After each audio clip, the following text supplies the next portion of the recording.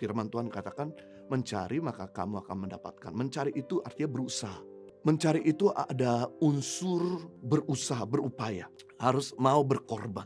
Harus ada upaya untuk memperbaiki diri.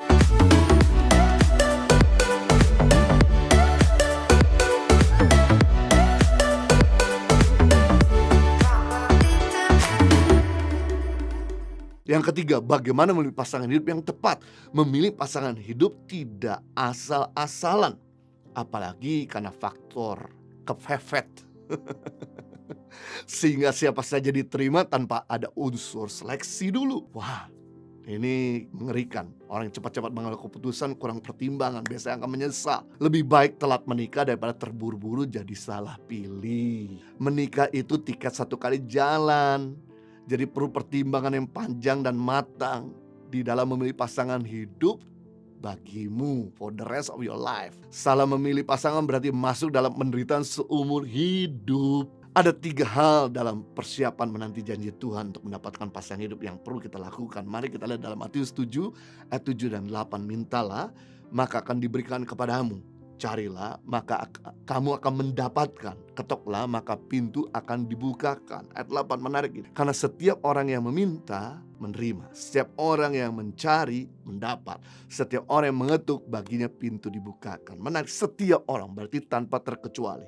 Mereka yang minta akan menerima. Mereka yang mencari akan mendapat. Mereka yang mengetuk baginya pintu akan dibukakan. Nah, di sini saya bagikan ada persiapan menanti janji Tuhan. Yang pertama yaitu firman Tuhan atau Yesus sendiri mengajarkan minta. Minta itu berdoa. Meminta itu unsurnya berdoa dengan segala kerendahan hati.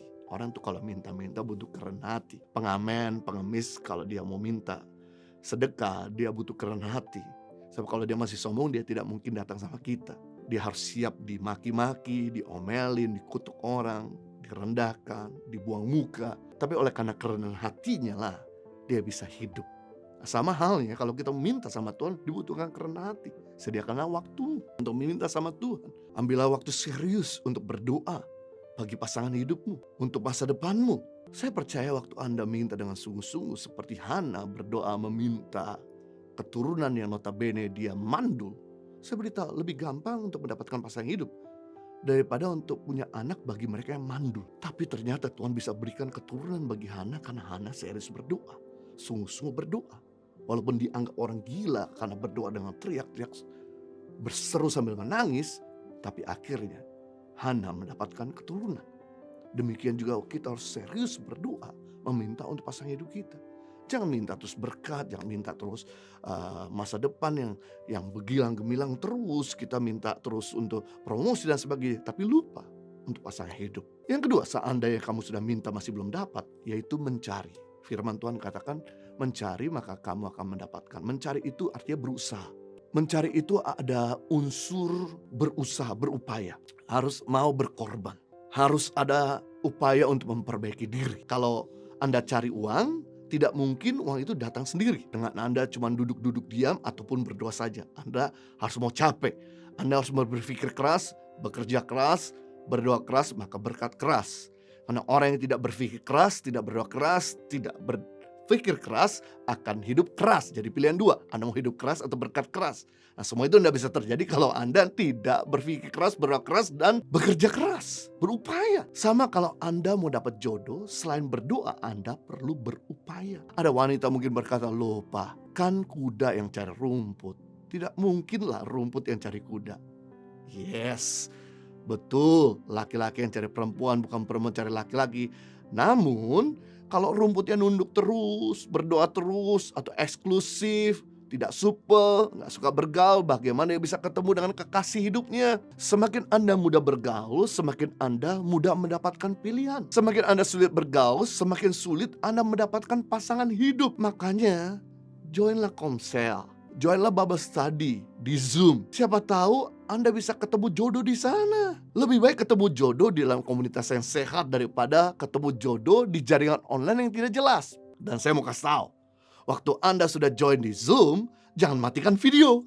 supaya wajahmu kelihatan di depan banyak orang dari belahan dunia. Wow, kalau Zoom Anda nggak ketemu dengan orang-orang di berbagai belahan dunia. Siapa tahu ada orang yang japri kamu, minta kenalan. Luar biasa kan?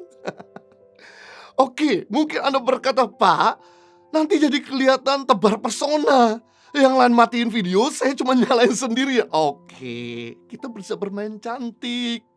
Saat Q&A tanya jawab, Anda bisa buka video dan keluarkan suaramu serta berikan pertanyaan yang berkualitas.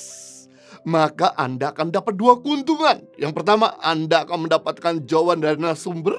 Dan yang kedua, siapa tahu ada yang tertarik sama Anda sehingga sesi tanya jawab bisa berkelanjutan. Ada orang yang tanya juga nomor WA-mu. Jadi harus ada upaya. Ini waktunya untuk kita justru bisa mendapatkan pasangan hidup lewat online. Belakangan ini saya baca kompres report dan saya sedang konseling pranikah dan banyak memberkati pernikahan. Mereka yang ketemu jodoh pada waktu online, pada waktu mereka di komsel, pada waktu mereka sedang ada dalam komunitas-komunitas yang sehat. Jadi berusaha. Berikutnya berusaha untuk berdandan, percantik wajah, wangi tidak bau badan, bikin berat badan lebih ramping lagi sehingga lebih menarik supaya ketika janjian di onset dengan calonmu, dia tidak kaget kenapa beda jauh dengan aslinya. Berusaha juga untuk punya watak yang cakep, inner beauty. Rajin tidak malas, rendah hati tidak sombong, ramah tidak judes. Supaya calonmu kalau ketemu bisa nyaman, tidak kaget melihat galakmu kalau marah. Jadi ada usaha untuk berubah secara karakter.